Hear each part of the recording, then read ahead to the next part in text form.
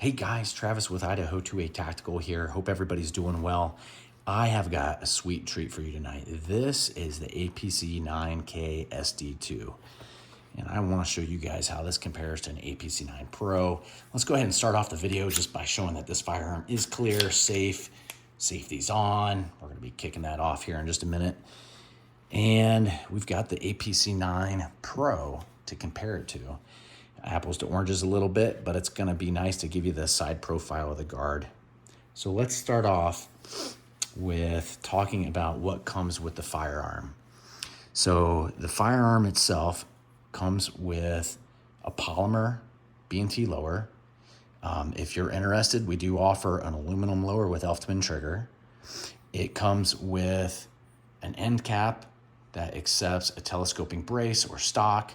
The kit does not come with the metal rails. They have to be purchased separate. We do offer that as a big discount though, really big discount on that.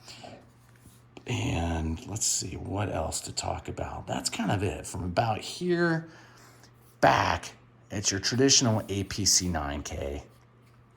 From here forward, things change drastically. So we have approximately a 3-inch barrel that is ported to allow supersonic ammo to bleed off pressure and then leave the gun at subsonic velocity so you don't get that loud crack. And then we have a 2-piece suppressor. So let's take this off, check it out.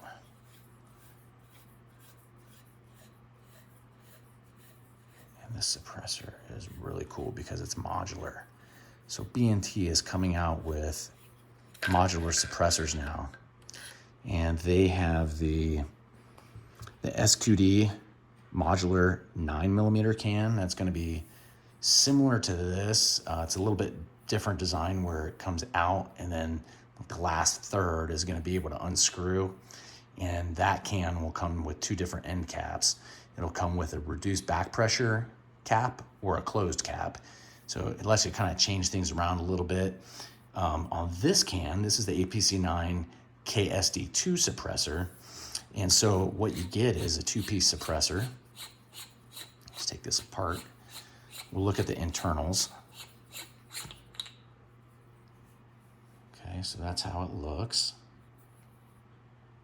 And the neat thing is that this cap is going to unscrew.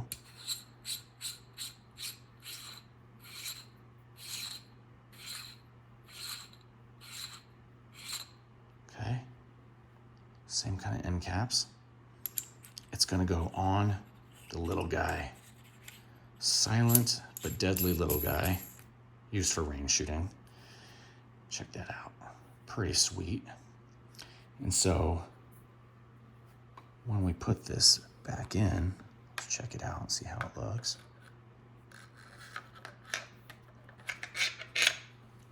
Let's hold it vertical. Sometimes it's a little easier to put these on in the vertical orientation because then we can just kind of flick it and spin it. All right, so there we go. That's it in a short configuration. Look at that, that's pretty cool. Pretty sweet. And while we got it like this, let me set this to the side so we don't dink it up. So we got the APC9 Pro, and we've got the 9K Sd2.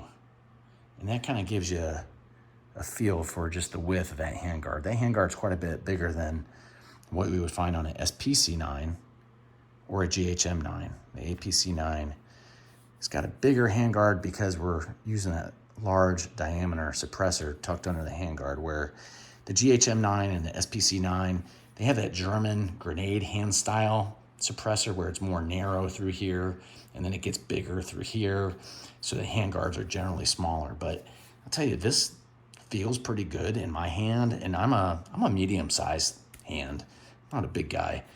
But there you go. That's kind of the look of what you get. And again, 2-piece modular suppressor. One other thing I want to show you.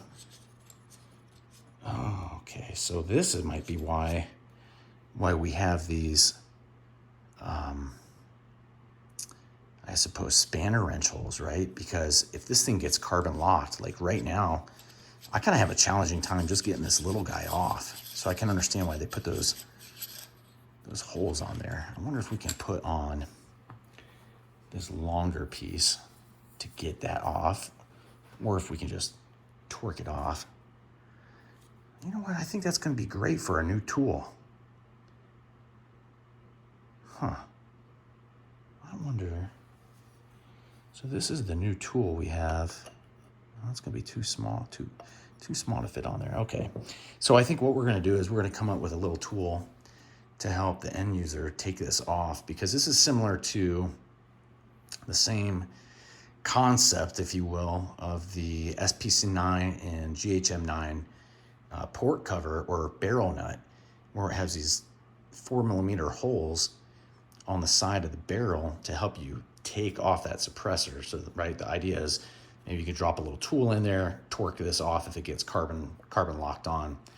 That's going to be something to think about, because right now, as it is, this kit comes with a cleaning kit, and it comes with a sling.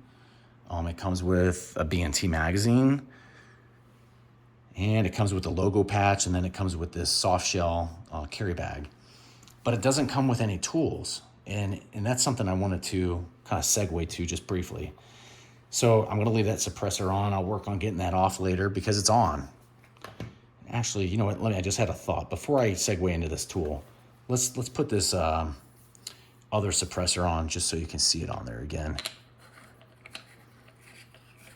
It's kind of interesting.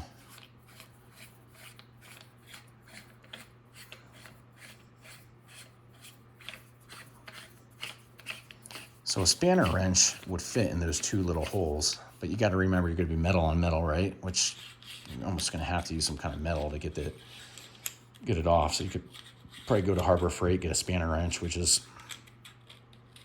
what I have attempted to do in the past with those port covers on the SPC9, because sometimes they get blue thread locked on and you can't get them off. There we go. Now it's coming off. See it spinning off right there. You can see it spinning. So I'm just going to leave it on for now. That's how it looks. Pretty sweet. And let's compare these two. So we got the Apc9, the Apc9K Sd2. Pretty wicked looking. All right. Now I'm just going to touch base real quick on the port cover. Let's take this off. Hold it vertical. It's way easier to get these suppressors off holding them vertical. All right, so that comes off. Beautiful. Now let's take a look down inside. So we've got about a 3-inch barrel, and it's kind of hard to see, but you might be able to make out some of the portholes. Let's see if we can see portholes in there. Oof, I tell you, my eyes are not what they used to be. But yeah, I can see some portholes down there. It's a pretty short barrel, pretty sweet. So this firearm uses the old style hex nut, and maybe it's not old, but you know, I've seen these used on more of the legacy GHM9s. So we make a tool. This is the tool we make. It fits this nut. You get it free if you buy this from us. We make these for you. The ones that we're going to start making are going to come with a cap, rubberized cap that retains the nut in here. Cap comes over. You can throw it in your bag. You don't have to worry about losing this nut. This tool is used. You're like, well, what do you need that for? Well, let me show you why you need it. So there's threads on the inside, right? And some people might want to shoot this thing with the nut on so they can shoot supersonic without a suppressor. I'm not sure why you would want to shoot unsuppressed, but you know, to each their own.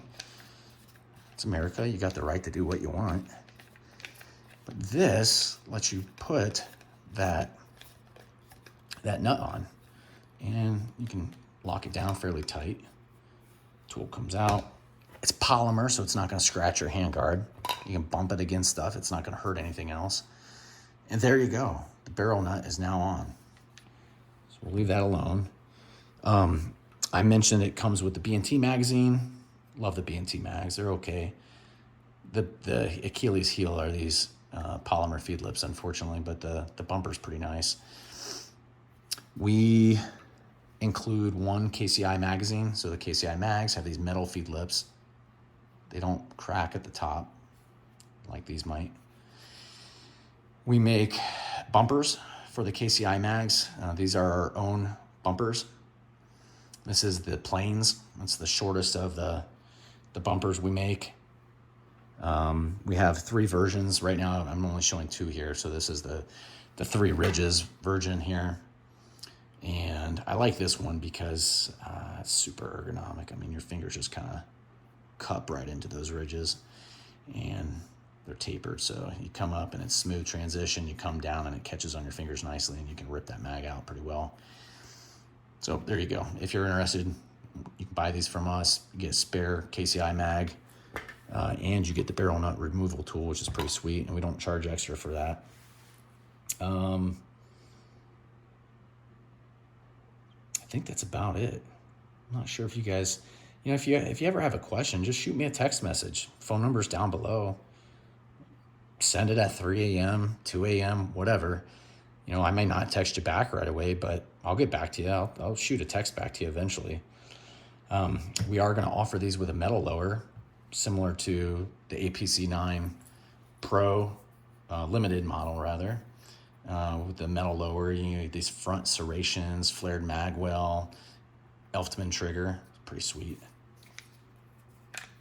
Clear. So look at this. Let me ghost this trigger. Look at that. I mean, it's one of the best triggers. This is an Elftman trigger. We sell those separate if you're ever interested. And the interesting thing on these Elftman triggers is that when the hammer's forward, the safety doesn't want to go into safe. It's really interesting. You got to force it up to safe. It's not a big deal, but some people kind of complain about that. Hear that? But if the hammer's cocked back, goes right into safe, no problem. So it's a little quirky. That's just the way it is. All right, I think I have jaw jacked enough. You guys have any questions? Again, please feel free to reach out, and you guys, make sure you vote this year. Golly, I can't believe this. This presidential campaign is nuts, isn't it? Whether you're for Trump, for Biden, whatever. Hopefully you're not for Biden, but, go somebody other than Biden, right? Hopefully they get elected, whoever that is. And it's not Biden. Good Lord, that poor man.